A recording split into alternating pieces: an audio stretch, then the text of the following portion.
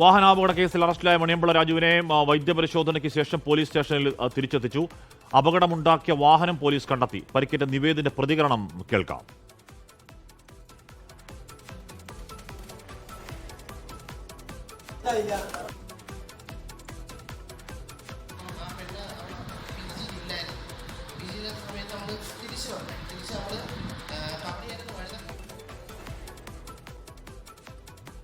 വിനേഷ് കുമാർ വാർത്തകൾ ഒരുമിച്ചിരുന്നു. വിനേഷ്, നിവേദ് പറയുന്നത് എന്താണ്? അത് വ്യക്തമാവുന്നില്ല. എന്താണ് നിവേദ് പറയുന്നത്? രണ്ടാമത്തെ കാര്യം, ഈ മണിയമ്പിള്ള രാജു അപകടമുണ്ടാക്കിയ വാഹനം എവിടുന്നാണ് കണ്ടെത്തിയത്? വിനേഷ്.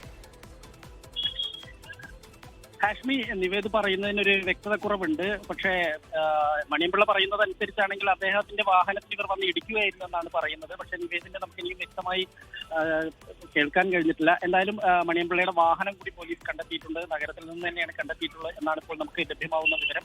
എന്തായാലും ഇന്നലെ സംഭവം നടന്നത്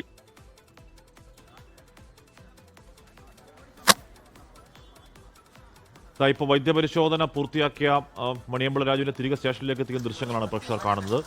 ജാമ്യം കിട്ടുന്ന വകുപ്പുകളാണ്.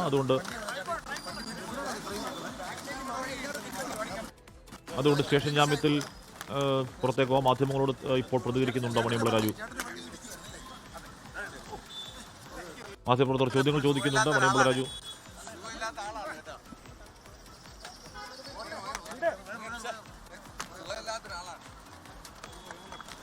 സുഖമില്ലാത്ത ഒരാളാണ് എന്നാരോ പറയുന്നത്. മണിയമ്പിള്ള രാജു തന്നെയാണ് പറയുന്നത്, അറിയില്ല. എനിക്ക് അദ്ദേഹത്തിന്റെ വാഹനത്തിൽ തന്നെയാണ് അദ്ദേഹം അവിടെ നിന്ന് മടങ്ങുകയാണെന്ന് തോന്നുന്നു. പോലീസ് സ്റ്റേഷനിൽ നിന്നും സ്റ്റേഷൻ ജാമ്യം തന്നെ സ്റ്റേഷൻ ബിയിൽ പോകാവുന്ന വകുപ്പുകൾ മാത്രമേ എടുത്തിട്ടുള്ളൂ. അതിനുശേഷം ഈ വൈദ്യപരിശോധനയുടെ വിവരങ്ങൾ വരുമ്പോഴായിരിക്കും പക്ഷേ കൂടുതൽ ഏതെങ്കിലും വകുപ്പുകൾ ചുമത്തേണ്ടതുണ്ടോ എന്ന കാര്യം അറിയുക.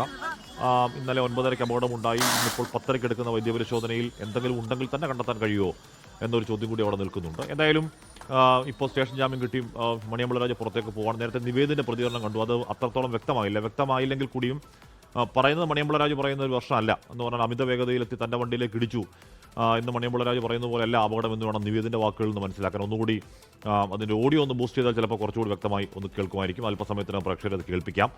എന്തായാലും ഇന്ന് 9:30 പോലീസ് സ്റ്റേഷനിലേക്ക് മണിയമ്പിള്ള രാജു എത്തുന്നത്. അതിനുശേഷമായിരുന്നു വൈദ്യപരിശോധന, രക്തസാമ്പിൾ പരിശോധന, കെമിക്കൽ അനാലിസിന് കൊടുത്തിട്ടുണ്ട്.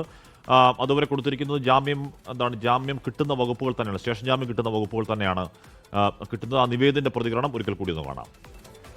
ഇന്നലെ രാത്രി ഞാനും എൻ്റെ ഒരു കൂട്ടാനും കൂടെ എൻ്റെ അസൈൻമെൻറ്റ് വാങ്ങാൻ പോയിരുന്നു മഴയിലേക്ക്. അപ്പം ആ പെണ്ണ് അവിടെ PG-യിലില്ലായിരുന്നു. PG-യില്ലാത്ത സമയത്ത് നമ്മൾ തിരിച്ച് നമ്മൾ കവടിയായിരുന്നു വഴുതക്കാട് വഴിയാണ് വന്നത്.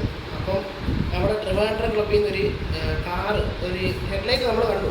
അപ്പോൾ നമ്മൾ ആദ്യമേ ഹോണടിച്ച് കയറി അടുത്തെത്താറായപ്പോൾ ഈ കാറ് പെട്ടെന്ന് നമ്മൾ ഇടിച്ച് ഞാനും എൻ്റെ കൂടെയുള്ള പേരും ദൂരെ തെറിച്ച് വീണ.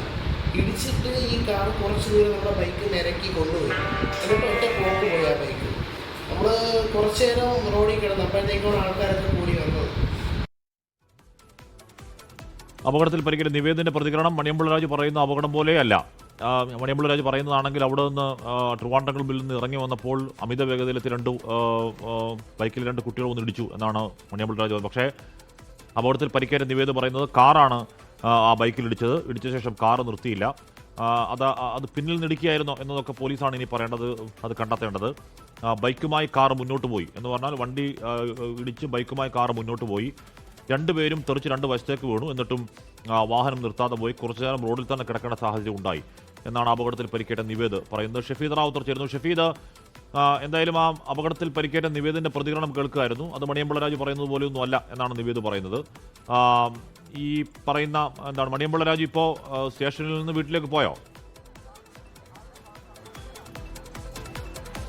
ഹാഷ്മി, അല്പസമയം മുൻപാണ് അദ്ദേഹത്തെ വൈദ്യപരിശോധന പൂർത്തിയാക്കി മ്യൂസിയം സ്റ്റേഷനിലേക്ക് കൊണ്ടുവരുന്നത്. അവിടെ നിന്ന് അദ്ദേഹത്തെ ഇപ്പോൾ ഇട്ടിട്ടുണ്ട്. നേരത്തെ നമ്മുടെ മണിയമ്പിള്ള രാജു പറഞ്ഞത് ബൈക്ക് ഇങ്ങോട്ടേക്ക് കൊണ്ടുവന്ന് ഇടിക്കുകയാണ്. കാറാണ് അദ്ദേഹം ഉപയോഗിച്ചിരുന്നത്. ആ വോൾവോ കാറിന്റെ മുൻവശം നമുക്ക് ജസ്റ്റ് ഒന്ന് കാണാം. അപ്പോൾ നമുക്ക് മനസ്സിലാകും എത്രത്തോളം ഉണ്ടായിരുന്നു ആ അപകടത്തിന്റെ ആഘാതം എന്നുള്ളത്. അദ്ദേഹം മണിയമ്പിള്ള രാജു ഉപയോഗിച്ചുകൊണ്ടിരുന്ന വാഹനം അത് KL 01 CJ0004 വോൾവോ XC60 സീരീസിലുള്ള ആ ഒരു വാഹനമാണ്. ആഡംബര കാറാണ്. നമുക്കറിയാം അത് വലിയ സുരക്ഷാ സംവിധാനങ്ങളൊക്കെ ഉള്ള ഒരു കാറാണ്. ആ കാറിന്റെ മുൻവശം ഈ എങ്കിൽ ആ ഇടിയുടെ ആഘാതം എത്രത്തോളം മാത്രമാണ്. കാരണം ഒരു 2 വീലറാണ് എതിരെ ഉണ്ടായിരുന്നത്, അതല്ലെങ്കിൽ ഇടിച്ചതെന്ന് മണിയമ്പിള്ള രാജു പറഞ്ഞു. പക്ഷേ 2 വീലർ ഇടിച്ചാൽ ഇങ്ങോട്ട് വന്ന് ഇടിച്ചാൽ ഈ രീതിയിൽ അത് അപകടം ഉണ്ടാകുമോ എന്നുള്ളതാണ്. ആശുപത്രിയിൽ കിടക്കുന്ന ഒരാളുടെ കാലിന് കാര്യമായ പരിക്കുണ്ട്, പൊട്ടലുണ്ട്. രണ്ടാമത്തെ ആളുടെ നട്ടലിനും പരിക്കുണ്ട്. ആ രീതിയിൽ അവർക്ക് അത്രയധികം ഗുരുതരമായി പരിക്കേറ്റ ഒരു സാഹചര്യത്തിൽ അതൊരു ചെറിയ ഇടിയല്ല എന്ന് നമുക്ക് ഈ ദൃശ്യങ്ങളിൽ മനസ്സിലാക്കാൻ സാധിക്കും. ഏതായാലും നിലവിൽ ഇപ്പോൾ സ്റ്റേഷൻ ജാമ്യം അത് കിട്ടിയിട്ടുണ്ട്. ഈ സാധാരണഗതിയിൽ ഈ വോൾവോ അവരുടെ കമ്പനി തന്നെ പറയുന്ന ഒരു കാര്യം, അതിന്റെ എയർ ബാഗിനും അതേപോലെ തന്നെ എഞ്ചിൻ കമ്പാർട്ട്മെന്റ് അടക്കമുള്ള മുഴുവൻ കാര്യങ്ങൾക്കും പൂർണ്ണ സുരക്ഷ, അതിന്റെ ആഘാതമടക്കം ചെക്ക് ചെയ്യുന്ന പല പരസ്യ വീഡിയോകളൊക്കെ നമ്മൾ കണ്ടിട്ടുണ്ട്. ആ വോൾവോ കാറിന്റെ മുൻവശമാണ് ഏതാണ്ട് ഈ രീതിയിൽ തകർന്നത് എന്നുള്ളതാണ്. അപ്പോൾ സ്വാഭാവികമായും മണിയമ്പിള്ള രാജു പറഞ്ഞ പോലെ ഇറങ്ങി സഞ്ചരിക്കുന്ന സമയത്ത് റോഡ് ക്രോസ് ചെയ്ത് വരുന്ന സമയത്ത് ഒരു ബൈക്ക് വന്ന് ഇടിച്ചു. അങ്ങനെ മാത്രമല്ല, ഒരു പക്ഷേ അദ്ദേഹത്തിന്റെ ബൈക്കിലിടിച്ച് കാർ ബൈക്കുമായി കുറെ അല്പനേരം മുന്നോട്ടേക്ക് പോയി. ആളുകൾ 2 വശത്തായി തെറിച്ചു വീണു. എന്നിട്ടും കാർ നിർത്താതെ പോയി എന്നാണ് അപകടത്തിൽ പരിക്കേറ്റ നിവേദ് പറയുന്നത്.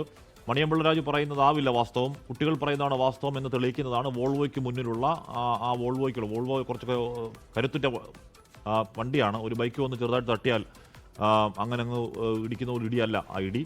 എന്തായാലും അത് പോലീസ് പറയട്ടെ. വളരെ പെട്ടെന്ന് തിരികെത്താം ഇടവേളയ്ക്ക് ശേഷം. ലോകത്തെവിടെയായാലും ഏത് സമയത്തും 24 വാർത്തകളും ഓഗ്മെന്റഡ് റിയാലിറ്റി പാക്കേജുകളും എക്സ്പ്ലെയിനറുകളും വിശദമായി കാണാൻ ഞങ്ങളുടെ യൂട്യൂബ് ചാനൽ നിങ്ങൾക്ക് സബ്സ്ക്രൈബ് ചെയ്യാം.